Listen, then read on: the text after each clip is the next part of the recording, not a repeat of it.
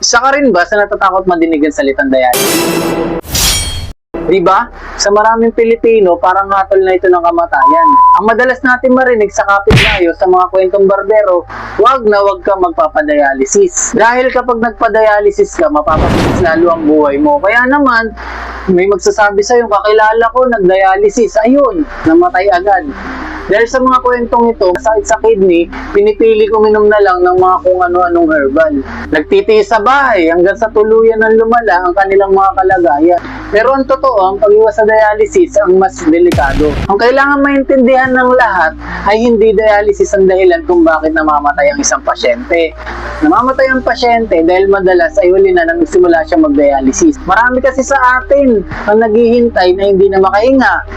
Manas ng buong katawan o lula na sa laso ng dugo bago pumunta sa ospital.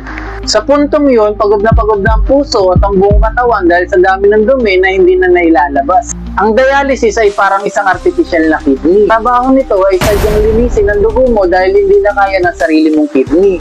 Kung hindi ka magpapalinis, ang lason sa dugo mo ay aakyat sa utak, magpapatigil ng puso mo. Ang dialysis ay hindi katapusan. Hindi isang pagkakataon para mabuhay pa. Maraming tao ang dekada nang binibilang sa pagdadialysis.